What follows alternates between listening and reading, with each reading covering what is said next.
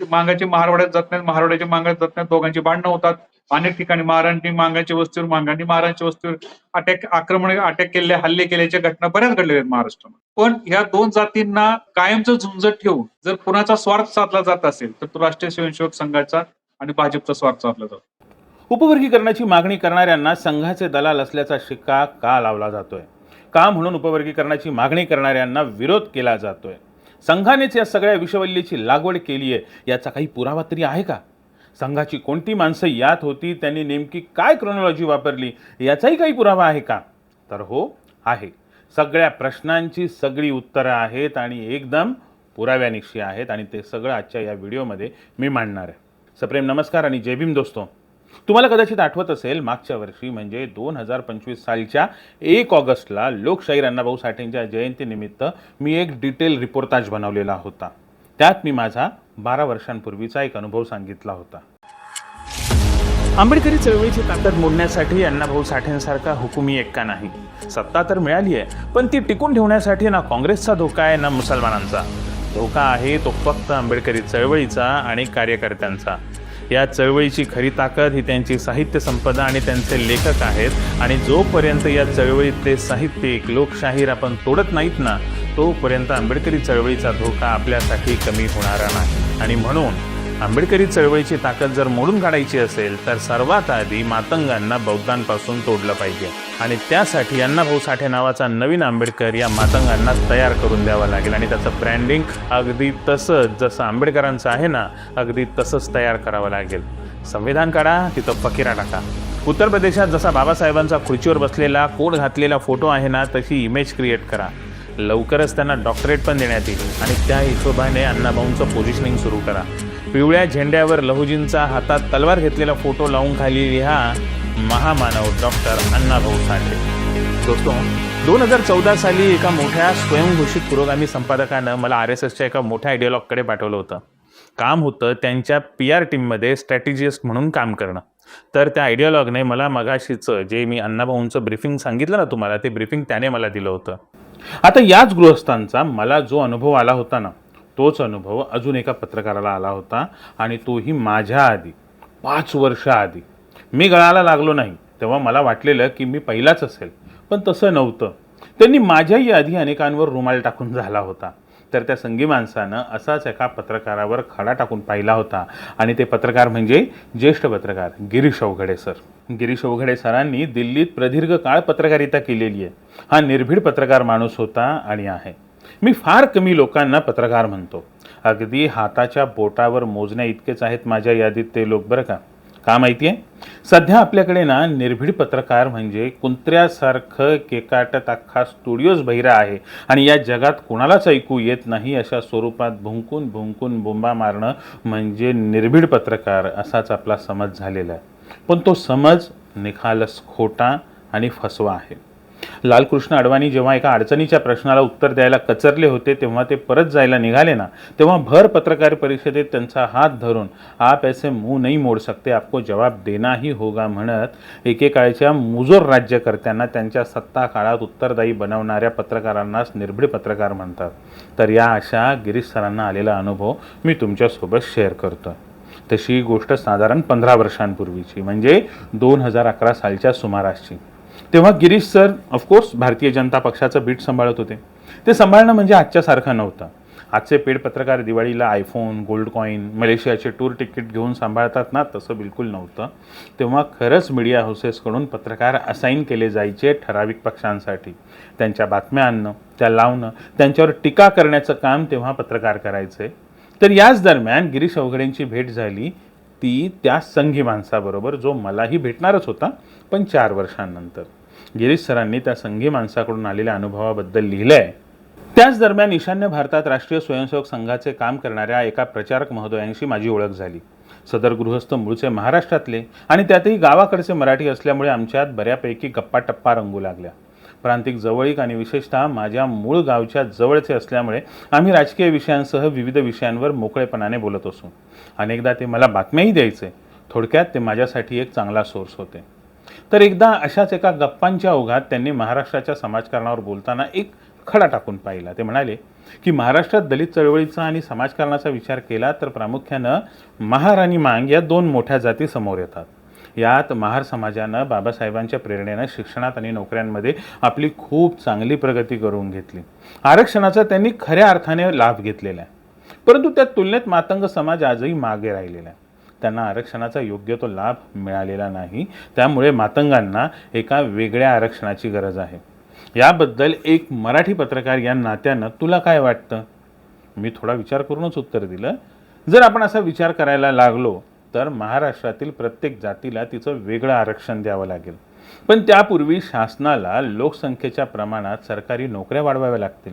प्राथमिक, माध्यमिक आणि उच्च शिक्षणाचं प्रमाण नेमकं कोणत्या जातीमध्ये त्यांच्या लोकसंख्येच्या प्रमाणात किती आहे याचं वस्तुनिष्ठ सर्वेक्षण करावं लागेल आणि त्यानुसारच धोरणं आखावी लागतील. माझ्या या उत्तरावर त्यांनी प्रतिक्रिया दिली नाही, पण थेट एक प्रस्ताव माझ्यासमोर ठेवला. ते म्हणाले, महाराष्ट्रात मातंग समाजाला वेगळं आरक्षण मिळावं आणि त्यांच्यात जागृती व्हावी यासाठी एक मोठी मोहीम आमचे काही मित्र सुरू करत आहेत. तुमच्यासारख्या सुशिक्षित, अभ्यासक आणि पत्रकार लोकांनी या मोहिमेत हिरिरीनं सहभागी झालं पाहिजे. तुम्ही यात यावं, तुमची योग्य ती किंमत दिली जाईल आणि तुमची सर्व व्यवस्था केली जाईल. लक्षात आलं? तुमची सर्व व्यवस्था केली जाईल. एक पत्रकार आहेत पुण्यामधले, त्यांनी मला एका ठिकाणी भेटायला बोलवलं. मी त्यांना भेटायला गेलो. त्या ठिकाणी एक वर्ग चालू होता. एक दोन अधिकारी तिथे आलेले. अशा पद्धतीनं ते अबकडईच्या बाबतीमध्ये अशा बिलालून पद्धतीनं समजावून सांगितलं जात होतं की हे मिळालं तरच तुमचा उद्धार होणार आहे, अदरवाईज तुमचा उद्धार होणार नाही. त्यावेळेला मला तो 15 वर्षाचा किस्सा, 15 वर्षापूर्वीचा किस्सा आठवला. मातंग समाजातल्या काही लोकांनी एक उद्योजकांचा एक फोरम तयार केलेला. त्या फोरमला एक व्यक्ती, अधिकारी व्यक्ती आहे, ती व्यक्ती जी पॉवरफुल होती त्या काळामध्ये, ती व्यक्ती त्या ठिकाणी आली होती. ज्यावेळेला तो कार्यक्रम संपला, त्या कार्यक्रम संपल्यानंतर आम्ही जेव्हा बोलत होतो तर त्या व्यक्तीने एवढंच सांगितलं, जे काय आहे हे फक्त फडणवीसमुळे होणार आहे किंवा हे जे काय होणार आहे ते फक्त भाजपा सत्तेत आहे यामुळे या गोष्टी होणार आहे. हे वर्गीकरण व्हायला पाहिजे किंवा हे आरक्षण मिळालं पाहिजे असं तुम्हाला वाटत असेल तर तुम्ही यांच्या पाठीमागे उभं राहिलं पाहिजे. जो माणूस प्रशासनामध्ये बऱ्यापैकी आपली पद राखून आहे, असा माणूस सरळ सरळ जेव्हा अशा जातीय संघटनांच्या व्यासपीठावर जाऊन एखाद्या विशिष्ट पक्षाचा किंवा विचारसरणीचा प्रचार करत असेल तर जरा ते थोडंसं धोकादायक मला त्यावेळेला वाटलं. राष्ट्रीय स्वयंसेवक संघ हा एकाच वेळी अनेक आघाड्यांवर वेगवेगळ्या रूपात काम करणारा हजार तोंडांचा हायड्रा राक्षस आहे याची त्यावेळेपर्यंत प्रचिती आली होती. एका बाजूला समरसतेच्या गप्पा मारायच्या आणि दुसरीकडे बहुजन दलित समाजात अंतर्गत फूट पाडायची हा त्यांचा जुनाच डाव. त्यामुळे मी त्या प्रचारक महोदयांना स्पष्टपणे सांगितलं की मी पत्रकारितेत प्रामाणिकपणे मिळणाऱ्या पगारात अत्यंत सुखी आणि समाधानी आहे. मला तुमच्या या मोहिमेत रस नाही आणि तुम्ही असले उद्योग करू नका. यानंतर अपेक्षेप्रमाणे आमच्यातल्या भेटीगाठी कमी झाल्या आणि मी दिल्लीहून महाराष्ट्रात परत आल्यानंतर तर आमचा संपर्क पूर्णपणे तुटला. हा किस्सा सरांनी आज सांगितला आणि त्याचं कारणही अत्यंत संयुक्तिक आहे आणि ते कारणही आपण सविस्तरपणे चर्चेला घेतले पाहिजे. पण विषयाच्या पुढील भागाकडे जाण्याआधी एक आवाहन. दोस्तो, हे चॅनल आपलं आहे. चळवळीच्या गोष्टी, घटना आणि बातम्या तार्किकपणे आणि तितक्याच क्वालिटीने रिपोर्टाजच्या स्वरूपात सादर करणारं हे चॅनल चालवणं खूप वेळखाऊ आणि खर्चिक काम आहे. या कामी मला तुमच्या आर्थिक सहकार्याची अपेक्षा आहे. एक रिपोर्टाज तयार करणं म्हणजे 3 दिवसांच्या कामाचा वेळ देण्यासारखं आहे. म्हणून आर्थिक सहकार्य देऊन तुम्ही स्वतः या कामाचे भागधारक व्हायलाच पाहिजे. त्यासाठीच्या डिटेल्स इथे दिलेल्या आहेत. तुमच्या सहकार्याच्या अपेक्षेसह आपण विषयाच्या पुढील भागाकडे वळूयात. तर गिरीश सरांचा किस्सा आज संयुक्तिक यासाठीच आहे कारण अलीकडच्या काळात जेव्हा अनुसूचित जातींच्या उपवर्गीकरणावर महाराष्ट्रभर चर्चा सुरू झाली तेव्हा काही लोकांनी जाणीवपूर्वक ठिकठिकाणी बैठका घ्यायला सुरुवात केली आणि या सातत्याने होत असलेल्या बैठका बिलकुल आश्चर्य देणाऱ्या नव्हत्या. कारण याचं प्लॅनिंग किती जुनं आणि किती खोलवर होतं ना याचा अनुभव मीही घेतलेला होता आणि गिरीश सरांनीही घेतलेला होता. पण आत्ताची ही नवी मोहीम आहे ना ती फार वेगळी आहे. त्याहूनही ती विकृत आणि त्याहून अधिक क्रूर बनलेली आहे. कारण संघानं या नव्या मोहिमेत संघधार्जिणे मातंग अधिकारी अलगद उचलून आघाडीवर आणून बसवले आहेत. जे संघधार्जिणे नव्हते त्यांना पाहिजे ते द्यायचं कबूल करून स्वतःसोबत घेऊन कन्फर्म केलं. मग उरला बुद्धिवाद्यांचा गट. माझं खूप ठाम मत बनलेलं आहे बरं का की बुद्धिवाद्यांनी इतकी लाचार आणि गांडू जमात दुसरी नसते. ती कोणत्याही समूहातली का असे ना, अगदी मी ज्या समूहातून येतो त्या समूहातील स्वयंघोषित बुद्धिवाद्यांची अवस्था फार वेगळी नाही. आयुष्यभर नोकरी करायची, नोकरीत असेपर्यंत आपलं घर, आपली बायको, आपली मुलं, आपली लाईफस्टाईल चांगलं सांभाळायचं, जमेल तितकी सत्तेची हुजरेगिरी करायची आणि कंठाला आराम द्यायचा. एकदा का रिटायरमेंट घेतली, पेन्शनची कागदपत्र पास झाली, 2-3 पेन्शन अकाउंटवर पडल्या आणि PF ग्रॅच्युइटीचा पैसा नीट मॅनेज करून गुंतवून टाकला की त्यांना आठवण होते, अरे देवा, आपल्या शरीरात कंठ नावाचा पण प्रकार आहे, त्याला आता वापरलं पाहिजे. नाहीतर माकडाच्या अवस्थेतून माणसाच्या अवस्थेत उत्क्रांत होताना जशी शेपटी घडून पडली ना, तसा आपला कंठ पण नाहीसा झाला तर मग अशांना ना चेव येतो. आणि हा चेव कुठवर मर्यादित असतो माहिती आहे का? तर फेसबुकपासून व्हॉट्सअपच्या स्टेटसपर्यंत. मग हे बुद्धिवादी इकडच्या गटातले व्हॉट्सअप अंकल, व्हॉट्सअप आंटी बनून जातात. नाहीतर एखाद्या छोट्या मोठ्या संघटनेत तरुणांची अक्कल काढण्यासाठी बिनपगारी फुल अधिकारी बनून राबतात. आता मी हे तुम्हाला का सांगतोय, तर त्याचं खास कारण आहे. आणि ते कारण असं की 2012 साली वे टू SMS किंवा 160/2 SMS नावाच्या ज्या वेबसाईट फुल फॉर्मात होत्या ना, तुम्हाला आठवतच असतील ना, त्या वेबसाईट तुमच्या डेटावर लक्ष ठेवून असायच्या. तर त्याच मेकॅनिझमने त्यांनी या तमाम बुद्धिवाद्यांना नीट हेरलं आणि त्यांच्या सुप्त महत्त्वाकांक्षांना हवा दिली. काही तिनपट लोक उचलून आमदार केले गेले, काहींना खासदार बनवलं गेलं, काहींना प्रशासनात चांगली पदं दिली, काहींच्या नोकऱ्या पक्क्या केल्या, हजारामागे एक लाभार्थी बनवला. लक्षात घ्या, हजारामागे एक लाभार्थी बनवला आणि त्याचा इतका उदो केला की विचारूच नका. जसं हजारच्या हजार लोकांना लाभ मिळालेला आहे. आणि एवढं पुरेसं असतं बरं का स्वयंघोषित बुद्धिवाद्यांना हायजॅक करण्यासाठी. त्यांना दबाव वगैरे टाकण्याची गरज भासत नाहीत. ते सरळ सरेंडर होतात, अगदी कोणत्याही विशेष एफर्टशिवाय. पण काही अधिकारी खरंच प्रामाणिक होते, मात्र त्यांनाही वेगवेगळ्या प्रलोभनांना बळी पाडून किंवा दबावाखाली आणून आपल्या कह्यात घ्यायला संघानं कसलीच कसर सोडली नाही. आणि आता हे उपवर्गीकरणाचं पिशाच्य सर्वच अनुसूचित जातीच्या मानगुटीवर बसून ठेवलं आहे ना, कायमचंच. काल परवापर्यंत समतेची गाणी गाणारे माझे अनेक मित्र देखील या पिशाच्याच्या भीतीला बळी पडलेत. त्यातील दोघांना आमदारकी कबूल केलेली, एकाला पैशांची कबुली दिलेली आहे, एकाला कॉन्ट्रॅक्टचं आमिष दिलेलं आहे. ठाण्यात आणि मराठवाड्यात मिळालेही कॉन्ट्रॅक्ट, पण आमदारकीचं तसं कठीणच आहे बरं का. तुम्ही यातली एक गोष्ट ना नीट लक्षात घ्यायला हवी. उपवर्गीकरणाचं राजकारण देवेंद्र फडणवीसांना हाताळायला जमलेलं नाही. त्यामुळे या खेपेला जबाबदारी ही संघाने खुद्द डॉक्टर एकनाथ शिंदेंच्या हातीच दिलेली आहे. म्हणून मातंगांच्या हातात हिंदुत्वाची वज्रमुठ आहे हा डायलॉग एकनाथ शिंदेंच्या आशीर्वादाने प्रोड्यूस झालेल्या सिनेमातून येतो. खतगावकरांची शिंदेसोबतची जवळीक ही उगाच घडत नाही. हा एक व्हिडिओ नक्की पहा, मगच तुम्हाला विश्वास बसेल.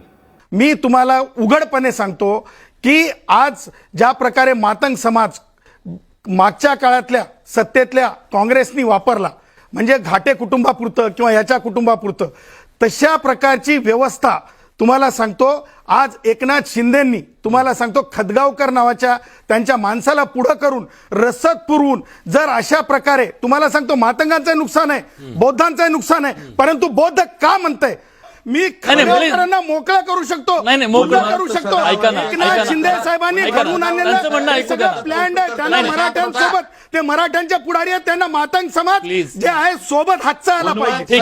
पाहिलं.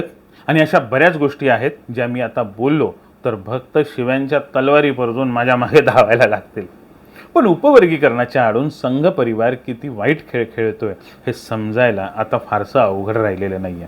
आपण त्याची एक नीट सविस्तर चर्चा करूयात, आणि तीही मुद्द्यांच्या आधारे, जे मुद्दे गिरीश सरांनी देखील मांडलेले आहेत. त्यांच्या पोस्टमध्ये त्यांनी ते मांडलेले आहेत. यातला मुद्दा क्रमांक 1, भाजपची आजवर भारतातील ज्या ज्या राज्यांमध्ये सत्ता दीर्घकाळासाठी स्थिरावली आहे ना, तिथलं त्यांचं एकच राजकीय मॉडेल राहिलेलं आहे. तिथल्या प्रादेशिक पातळीवर प्रभावी असणाऱ्या आणि लोकसंख्येने मोठ्या असणाऱ्या बहुसंख्याक जातींना राजकीयदृष्ट्या पराभूत तरी करायचं किंवा त्यांना थेट परिघाबाहेर फेकायचं. जसं उत्तर प्रदेश आणि बिहार या राज्यात त्यांनी राजकीय आणि सामाजिकदृष्ट्या जागरूक असणाऱ्या यादव समाजाला शह द्यायला अत्यंत छोट्या पण विखुरलेल्या अतिमागास आणि अतिदलित जातींची मोठ बांधली. तेच पॅटर्न गुजरातमध्ये पटेल म्हणजे पाटीदार आणि राजस्थानमध्ये गुर्जर आणि मीना या बहुसंख्याक आणि सत्ताधारी जातींची बार्गेनिंग पॉवर कमी करण्यासाठी भाजपनं हेच सोशल इंजिनिअरिंगचं सूत्र तिथे वापरलं. महाराष्ट्रात गेल्या 10-12 वर्षांपासून भाजप कोणत्या ना कोणत्या स्वरूपात का असेना तो सत्तेत आहे, तरी त्यांचा सत्तेचा खुंटा आहे ना तो अद्याप इथे बळकट झालेला नाही. याचं मुख्य कारण म्हणजे माहिती आहे काय, की महाराष्ट्रातल्या दलितांमधील बहुतांश जाती, विशेषतः राजकीय आणि सामाजिक दृष्ट्या प्रचंड सजग असणारा महार समाज आजही भाजपच्या विचारसरणीसोबत पूर्ण गेलेला नाही. डॉक्टर बाबासाहेबांच्या विचारांचा वारसा सांगणारा हा समाज भाजपच्या तथाकथित हिंदुत्ववादी अजेंड्यासमोर मोठा अडथळा ठरत आहे. गावगाड्यातल्या आणि दलित चळवळीतील महार आणि मांग या दोन बहुसंख्याक जातींमध्ये जो उपवर्गीकरणाच्या मुद्द्यावरून कायमची फूट पडली, तर त्याचे राजकीय गणित अत्यंत सोपं आहे. या फुटीमुळे राजकीयदृष्ट्या सजग आणि लढाऊ असणारा महार समाज हा पूर्णपणे एकटा पडेल. पर्यायानं निवडणुकांमध्ये किंवा सत्तेच्या सारीपाटावर असणारी त्यांची सामूहिक घासाघिसीची ताकद संपुष्टात येईल. म्हणजे काय? Political bargaining. या संदर्भात विचार करा की गेल्या अनेक वर्षांपासून भाजपा रामदास आठवलेंना का पोसते? उगाच नाही पोसत आहे. केवळ महार समाजाची मते आपल्याकडे वळवण्यासाठी किंवा त्या समाजाचा रोष करण्यासाठी हा एक चेहरा म्हणून वापरला जातोय. परंतु ज्या दिवशी उपवर्गीकरणामुळे महार समाजाची सामूहिक राजकीय ताकद संपेल, पॉलिटिकल बार्गेनिंगची पॉवर संपेल, त्या दिवशी रामदास आठवलेंना अंगाला चिकटलेल्या गोचिड चिमटीत धरून डेटॉलच्या पाण्यात टाकतात ना, तशा पद्धतीने सत्तेतून काढून बाहेर फेकलं जाईल. आणि यासाठी संघ परिवार अशा सगळ्या नेत्यांना रसद कायम पुरवत राहिलेला आहे. अजून एक उदाहरण पाहू. मराठ्यांमध्ये मनोज जरांगे विरुद्ध छगन भुजबळ, मराठा विरुद्ध ओबीसी अशी फूट पाडण्यात आली. ओबीसी जातींचा वापर करून घेतला जातोय आणि दलितांमध्ये संभ्रमावस्था निर्माण केली जाते. याच पार्श्वभूमीवर उपवर्गीकरणाचं पिल्लू मुद्दाम सोडून देण्यात आलेलं आहे. यासाठी दोन्ही बाजूच्या बरं का, महार आणि मांग यामधल्या बुभुक्षित आणि संधिसाधू नेत्यांना आणि त्यांच्या कार्यकर्त्यांना सुपाऱ्या देण्यात आल्या. एकाच माणसाच्या सुपारीवर नाचणारे दोन्हीकडचे कलाकार समाजात काय करू शकतात हे पाहायचं असेल तर गेल्या लोकसभा आणि विधानसभा निवडणुकांमध्ये जातींमध्ये जे वाद पेटले होते ना, त्यांची एकदा आठवण करून बघा. महाराष्ट्रातल्या या दोन मोठ्या दलित जात समूहांमध्ये लावलेली झुंज अपघाती नाही, तर ती पूर्वनियोजित आणि विचारपूर्वक आखलेली दीर्घकालीन योजना आहे. या झुंजीतून जर दलित मतांमध्ये केवळ 2% जरी फूट पडली आणि ती भाजपच्या झोळीत गेली, तरी त्यांचा महाराष्ट्राच्या भूमीत राजकीय खुंटा कायमचा बळकट होईल. उपवर्गीकरणावरून सुरू असलेल्या राड्यात उतरलेले नरपुंग आणि त्यांची वैचारिक पार्श्वभूमी लक्षात घेतली तर हे अधिक ठळकपणे लक्षात येईल. ही माणसं प्रत्यक्षात तथाकथित हिंदुत्वाचे फूट सोल्जर किंवा स्लीपर सेल आहेत, ज्यांची गरज संपली की त्यांना कचरा कुंडीत फेकून दिलं जाईल. हे एकीकडे, तर दुसरीकडे उपवर्गीकरणाच्या या कथित लढाईत दोन्ही समाजाचे तरुण रस्त्यावर उतरत असताना मूळ आर्थिक वास्तवाकडे सर्वांचं जाणीवपूर्वक दुर्लक्ष केलं जातंय. ज्या सरकारी नोकऱ्यांमध्ये आरक्षणाचा लाभ मिळतो त्या नोकऱ्यांचं केंद्र आणि राज्य सरकारनं पद्धतशीरपणे मोडून काढून टाकलेल्या आहेत बरं का, त्या नोकऱ्याच मोडल्यात.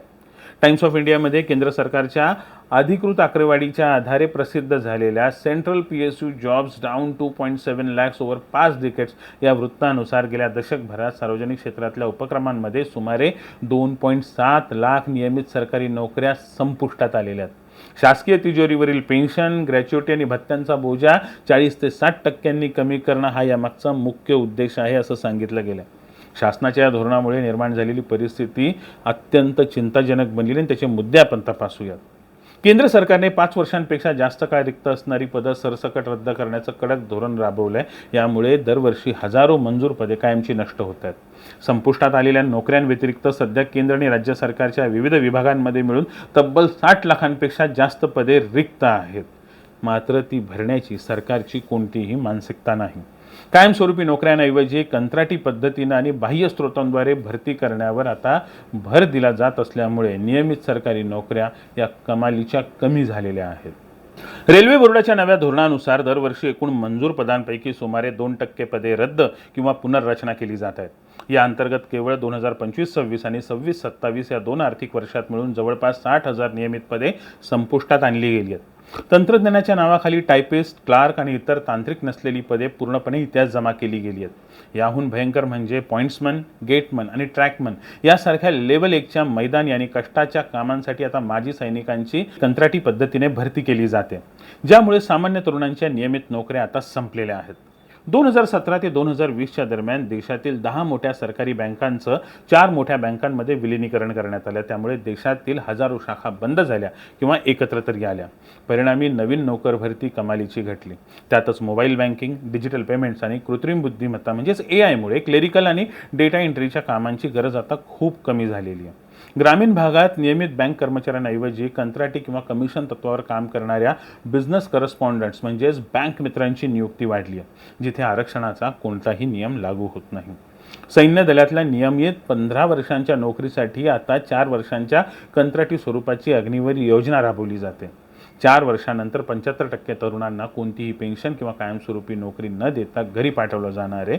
त्यामुळे सैन्यातील निवृत्ती वेतन आणि कायमस्वरूपी नोकऱ्यांची संख्या आता मर्यादित झाली असून आरक्षणाचं महत्त्वच संपुष्टात आलंय. संरक्षण विभागाच्या अखत्यारीत येणाऱ्या ऑर्डनन्स फॅक्टरी बोर्डाचं 7 सार्वजनिक कंपन्यांमध्ये रूपांतरण करण्यात आले. त्यामुळे तिथल्या हजारो कर्मचाऱ्यांचे थेट सरकारी कर्मचारी हे पद जाऊन ते केवळ कंपनी कर्मचारी बनलेले आहेत. काय? कंपनी कर्मचारी. ॲन्युअल सर्व्हे ऑफ इंडस्ट्रीजच्या आकडेवारीनुसार महाराष्ट्रात कंत्राटी कामगारांची संख्या वेगाने वाढून सर्वोच्च पातळीवर पोहोचलेली आहे. मुंबई पोलीस आणि इतर विभागांमधील पोलिसांची कमतरता भरून काढण्यासाठी चक्क तात्पुरत्या स्वरूपात 3000 कंत्राटी सुरक्षा रक्षकांची भरती महाराष्ट्र राज्य सुरक्षा महामंडळाकडून करण्यात आली होती. पोलीस दलासारख्या अत्यंत संवेदनशील विभागात जर कंत्राटीकरण होत असेल तर यापेक्षा मोठं दुर्दैव ते काय? एसटी महामंडळ, आरोग्य विभाग आणि जिल्हा परिषदांमध्ये सरळ सेवेऐवजी खाजगी एजन्सीमार्फत कंत्राटी पद्धतीनं मनुष्यबळ घेण्याचं प्रमाणही वाढलं आहे. लॅटरल एंट्रीच्या नावावर महत्त्वाच्या पदांवर झालेल्या संघ परिवारातल्या किंवा त्यांच्याशी संबंधित लोकांचा प्रवेश ही केवळ एक लिटमस टेस्ट आहे. हा पॅटर्न गल्ली ते दिल्ली राबवला गेला तर उपवर्गीकरणासाठी भांडणाऱ्यांच्या हातात खुळखुळाच येणारे हे स्पष्ट आहे. या पार्श्वभूमीवर उपवर्गीकरणासाठी भांडणाऱ्या तरुणांनी ना आता जरा विचार केला पाहिजे. जर सरकारी नोकऱ्याच उरणार नसतील तर आरक्षण घेऊन तुम्ही नेमक्या नोकऱ्या कुठे करणार आहात? जी परिस्थिती नोकऱ्यांची आहे तीच परिस्थिती आज शिक्षणाची झाली आहे. आरक्षण मिळून जर दर्जेदार शिक्षणच मिळालं नाही तर त्या आरक्षणाचा उपयोग तरी काय? देशातील एकही विद्यापीठ आज जागतिक दर्जाच्या पहिल्या 100 किंवा 200 विद्यापीठांच्या यादीत मानाचं स्थान मिळवू शकलेलं नाही. महाराष्ट्रातल्या विद्यापीठांमध्ये तर शैक्षणिक बट्ट्याबोळ उडालेला आहे. एकेकाळी ज्या पुणे शहराला पूर्वेचं ऑक्सफर्ड म्हटलं जायचं, द ऑक्सफर्ड ऑफ ईस्ट, त्याच पुण्यात आज सावित्रीबाई विद्यापीठाच्या नावात सावित्रीबाई फुले यांचं नाव जोडलं गेलं. पण दुर्दैवाने त्याच सोबतीनं विद्यापीठाचा शैक्षणिक दर्जा खालवण्याची प्रक्रिया जाणीवपूर्वक सुरू करण्यात आली. तुम्ही कोणत्याही विद्यापीठाच्या ज्ञानशाखेत डोकावून बघा, तिथे शिक्षक आणि शिक्षकेतर कर्मचाऱ्यांची कित्येक पदं रिक्त दिसतील. कंत्राटी शिक्षकांवर विद्यापीठे चालवली जातात. काही पारंपरिक विद्याशाखा तर अशा करून ठेवल्यात की आगामी काळात तिथं विद्यार्थी देखील मिळणार नाही तशी व्यवस्था करून ठेवण्यात आली. अशा परिस्थितीत शैक्षणिक संस्थांचं खाजगीकरण होत असताना आणि सरकारी महाविद्यालयांचा दर्जा खालावत असताना आरक्षण घेऊन तरुण काय शिकणार आणि त्यांना कोण शिकवणार याचाही विचार दोन्ही जातींनी अत्यंत गांभीर्याने करायला पाहिजे. अतिशय महत्त्वाचा मुद्दा असा आहे याच्या सगळ्यांच्या पलीकडे जाऊन की ज्या राज्यांनी आत्तापर्यंत उपवर्गीकरणाचा प्रयोग केला आहे त्या राज्यांनी आपल्या या कृतीचं काय सामाजिक आणि आर्थिक परिणाम झाले याचे कधी सोशल ऑडिट केलं आहे का? बिलकुल केलेलं नाही आहे बरं का, बिलकुल नाही केलेलं. बिहारमध्ये बऱ्याच वर्षांपूर्वी तेव्हाचे तत्कालीन मुख्यमंत्री नितीश कुमार यांनी दलित मतांचं राजकारण करण्यासाठी आरक्षणाचं उपवर्गीकरण करून महादलित हा प्रवर्ग तयार केला होता.